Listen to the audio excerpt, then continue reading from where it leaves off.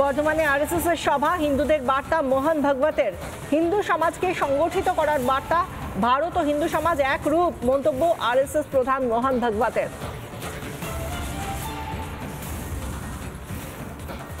বর্ধমানে আরএসএস এর সভা, সেই সভায় হিন্দুদের বার্তা দিলেন সরসংঘ প্রধান মোহন ভাগবত।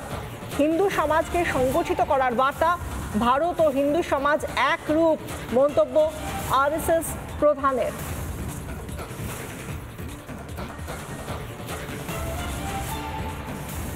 সেই সঙ্গে ইউনূসকে নাম না করে মোক্ষম জবাব আরএসএস প্রধানের। কড়া ভাষায় বাংলাদেশকে বার্তা দিলেন মোহন ভাগবত। বাংলাদেশে হিন্দুদের দমন করার চেষ্টা করা হচ্ছে। এই মুহূর্তে 10 দিনের বঙ্গ সফরে রয়েছেন মোহন ভাগবত। বর্ধমানের সভায় হিন্দু ঐক্যর বার্তা দিলেন আরএসএস প্রধান।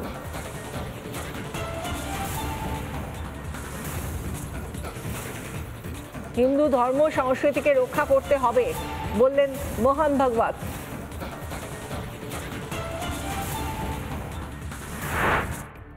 इस प्रेम का आधार है ध्येय निष्ठा।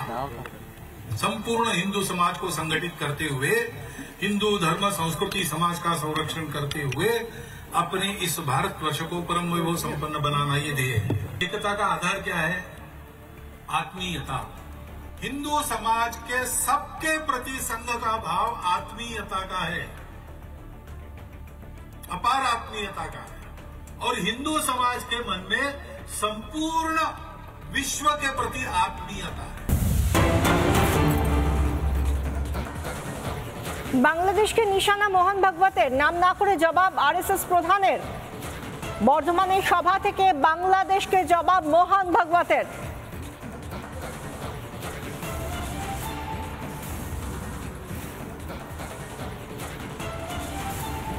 বাংলাদেশকে নিশানা মোহন ভাগবতের। বাংলাদেশে হিন্দুদের দমিয়ে রাখার চেষ্টা করা হচ্ছে, ইউনূসের নাম না করে বার্তা দিলেন আরএসএস প্রধান মোহন ভাগবত। বাংলাদেশকে কড়া ভাষায় বার্তা আরএসএস প্রধানের। বাংলাদেশে হিন্দুদের দমিয়ে রাখার চেষ্টা করা হচ্ছে, নাম না করে জবাব আরএসএস প্রধানের। বর্ধমানের সভা থেকে বাংলাদেশকে জবাব।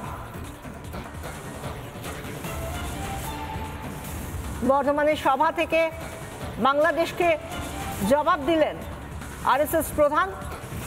বাংলাদেশের প্রধান উপদেষ্টা মোহাম্মদ ইউনূসের নাম না করে তাকে কড়া বার্তা দিলেন আরএসএস প্রধান।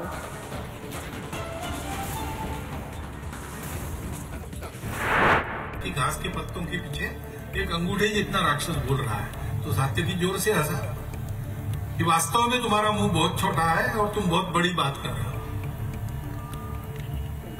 तुम हो कितने? ज्यादा बात मत करो, निकल जाओ यहाँ से, नहीं तो मार खाओगे। ये ऐसी जो समस्या है, ये ऐसे राक्षस होते हैं ना, ये अपना चिढ़ना, अपना बौखलाहट इस पर ही पलते हैं। और इसलिए दिमाग शांत रखो, पहली बार समझो अपनी शक्ति क्या है। ভারতের নির্বাচন প্রভাবিত করতে 150 কোটি টাকা 150 কোটি টাকা ঢেলেছিল মার্কিন ডিপ স্টেট। ভারতের ভোটারদের টাকা দেওয়া হয়েছিল মোদি হারাতে। ইলন মাস্কের বড় পর্দাফাঁস, বাইডেন সরকারের পর্দাফাঁস ইলন মাস্কের। দেশে কাদের দেওয়া হয়েছিল টাকা নির্বাচন প্রভাবিত করতে? ইলন মাস্ক যেখানে পর্দাফাঁস করছেন, বাইডেন সরকারের পর্দাফাঁস ইলন মাস্কের। দেশে তাহলে কাদের দেওয়া হয়েছিল টাকা নির্বাচন প্রভাবিত করতে? ভারতের নির্বাচন প্রভাবিত করতে 150 কোটি টাকা। এই 150 কোটি টাকা ঢেলেছিল মার্কিন ডিপ স্টেট। ময়ূক রঞ্জন ঘোষ রয়েছেন আমাদের সঙ্গে, আমাদের সিনিয়র এডিটর টেলিফোনে। ময়ূক, বারবার রিপাবলিক বাংলায়, রিপাবলিক নেটওয়ার্কে এই কথা বলা হয়েছে এবং এবার ইলন মাস্ক পর্দাফাঁস করছেন।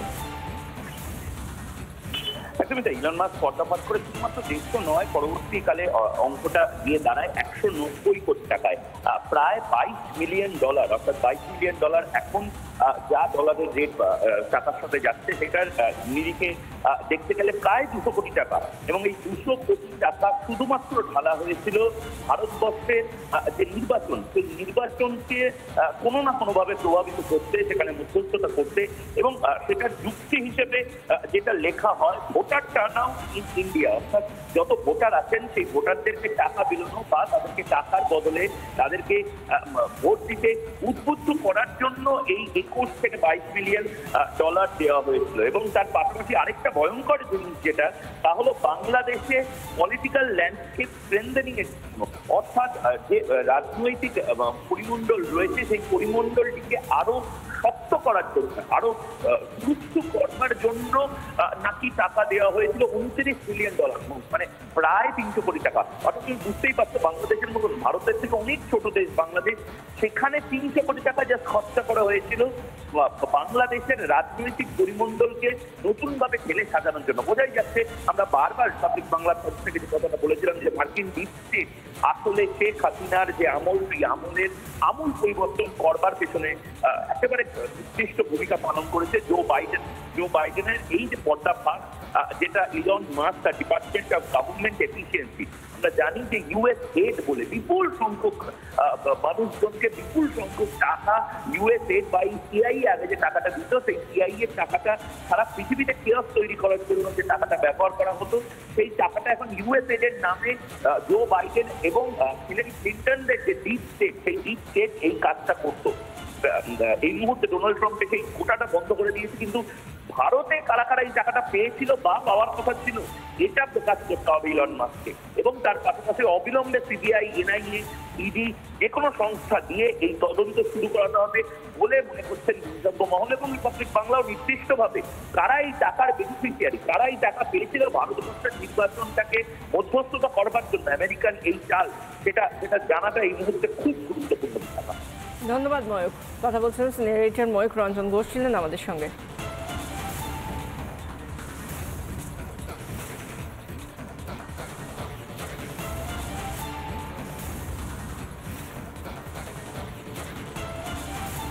নানা ধরনের কন্টেন্ট দেখার জন্য লাইক করুন, শেয়ার করুন আমাদের ফেসবুক পেজ, সাবস্ক্রাইব করুন আমাদের ইউটিউব চ্যানেল।